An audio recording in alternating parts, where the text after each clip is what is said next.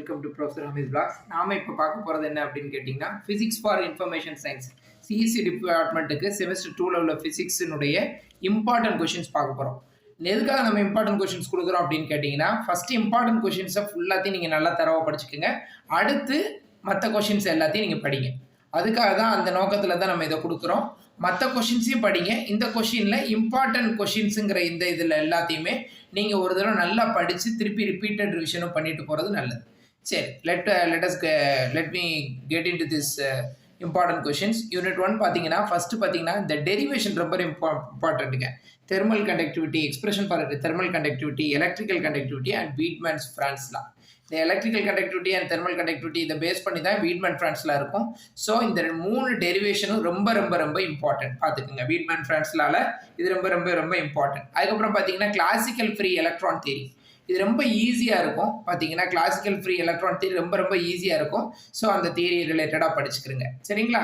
சரி, அதுக்கு அடுத்து பார்த்தீங்கன்னா இதில் வரக்கூடிய இந்த டாபிக்ஸில் வரக்கூடிய, நான் சொல்கிற எல்லா டாபிக்ஸில் வரக்கூடிய டெரிவேஷன்ஸ் தியரி எல்லா பார்ட்டையும் நல்லா படிச்சுக்கோங்க. அடுத்து பார்த்தீங்கன்னா effective mass of electron, effective mass of electron பார்த்தீங்கன்னா இம்பார்ட்டன்ட் பார்த்துக்குங்க. அடுத்து பார்த்தீங்கன்னா ஃபெர்மி டிராக் ஸ்டாட்டிஸ்டிக்ஸ் ரொம்ப இம்பார்ட்டன்ட். அடுத்து டீஜெனரேட்டிவ் ஸ்டேட்ஸ் ரொம்ப இம்பார்ட்டன்ட். ஸோ இதெல்லாம் தான் வந்து பார்த்தீங்கன்னா யூனிட் 1ல் ரொம்ப ரொம்ப இம்பார்ட்டண்ட்டை மட்டும் நான் நோட் பண்ணி சொல்லியிருக்கிறேன், சரிங்களா? அடுத்து பார்க்கலாம். அடுத்து பார்த்தீங்க அப்படின்னா யூனிட் நம்பர் 2 பார்த்தீங்கன்னா இதில் கேரியர் கான்சன்ட்ரேஷன் ரொம்ப ரொம்ப இம்பார்ட்டன்ட். இதில் என்னுடைய பெர்ஸ்பெக்டிவ் என்னென்னா, இந்த ஹால் எஃபெக்ட்டுங்கிறது ரொம்ப ரொம்ப ரொம்ப ரொம்ப இம்பார்ட்டன்ட். ரொம்ப இம்பார்ட்டண்ட்டாக பார்க்க வேண்டியது இந்த ஹால் எஃபெக்ட் பார்த்துக்கோங்க, ரைட்டுங்களா? அதுக்கப்புறம் மோஸ்ட்லி இம்பார்ட்டன்ட், அதாவது high possibility for getting into exams இந்த கொஷின் கேட்குறதுக்கு வாய்ப்பு இருக்குது, சரிங்களா? அடுத்து பார்த்தீங்கன்னா Schottky diode and ohmic contacts. அடுத்து பார்த்தீங்கன்னா carrier concentration, intrinsic and extrinsic conductor, இது இம்பார்ட்டன்ட் கொஷின், சரிங்களா? அடுத்து பாருங்கள் யூனிட் நம்பர் 3 பார்த்தீங்கன்னா டிஃப்ரெண்ட் மேக்னெட்டிக் மெட்டீரியல்ஸு, டயா, பேரா, அதுக்கப்புறம் பார்த்தீங்கன்னா ferromagnetic materials, ferrimagnetism, இது எல்லாமே different types of magnetic materials, அதனுடைய கிளாசிஃபிகேஷன்ஸ் ரொம்ப இம்பார்ட்டன்ட்ங்க பார்த்துக்குங்க. அதுக்கப்புறம் பார்த்தீங்கன்னா மேக்னெட்டிக் ஹார்ட் டிஸ்க்னு கேட்பாங்க, அல்லது ஜிஎம்ஆர் சென்சார்னு கேட்பாங்க, இது ரொம்ப இம்பார்ட்டன்ட். கம்ப்யூட்டர் டேட்டா ஸ்டோரேஜில் ஏற்படக்கூடிய மேக்னெட்டிக் ப்ராப்பர்ட்டிஸ், மேக்னெட்டிக் மெட்டீரியல்ஸை எங்கெங்கெல்லாம் கம்ப்யூட்டர் டேட்டா ஸ்டோரேஜ் யூஸ் பண்ணுறாங்கன்னு கேட்பாங்க, அது இம்பார்ட்டன்ட். இது பார்த்தீங்கன்னா டொமைன் தியரி ரொம்ப ரொம்ப ரொம்ப இம்பார்ட்டன்ட். ஹிஸ்டரிசிஸ் கர்வை பற்றி படிக்கிறது, டொமைன் தியரி ரொம்ப ரொம்ப important. M versus H curve கேட்பாங்க.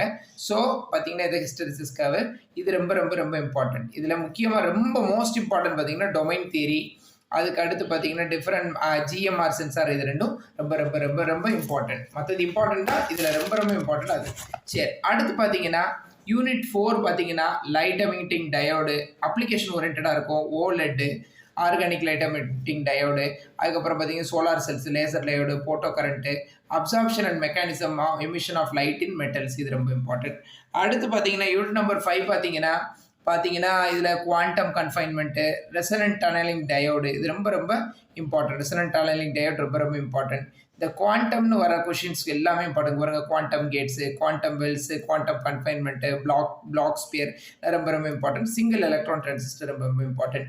என்னுடைய பெர்ஸ்பெக்டிவ் என்ன அப்படின்னு கேட்டிங்கன்னா, நீங்கள் ஃபஸ்ட்டு வந்து பார்த்தீங்கன்னா யூனிட் நம்பர் 4 படிங்க.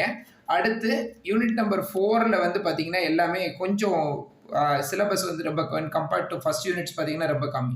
ஸோ யூனிட் நம்பர் 4 ஃபஸ்ட்டு படிச்சுக்கிறீங்க. அதுக்கு அடுத்து பார்த்தீங்கன்னா யூனிட் வைஸ் நீங்கள் படிக்கிறதா இருந்தால் யூனிட் நம்பர் 4 ஃபஸ்ட்டு படிங்க. அடுத்து யூனிட் நம்பர் 4, அதுக்கப்புறம் 5 படிங்க. அதுக்கு அடுத்து பார்த்தீங்கன்னா யூனிட் நம்பர் 3 பாருங்கள், ரைட்டுங்களா? 3 பாருங்கள். அடுத்து 2, அடுத்து 1 பாருங்கள்.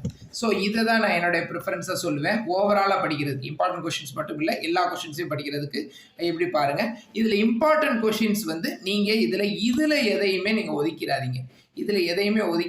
எல்லா கொஷின்ஸையும் நல்லா தரவாக பண்ணிக்கங்க. இதில் டெரிவேஷன் பார்ட்டும் வந்து கேட்கறதுக்கு அதிகமான வாய்ப்பு இருக்குது. அதனால தான் நான் இம்பார்ட்டன்ட் கொஷின்ஸில் கொடுத்துருக்கேன். இந்த டெரிவேஷன் பார்ட்டு மட்டுமாவது திருப்பி 2 தடவை 3 தடவை எழுதுறதுக்கு சான்ஸ் கிடச்சுன்னா எழுதி பார்த்துட்டு போகிறேங்க. So these are all available in physics for information sciences. Thank you.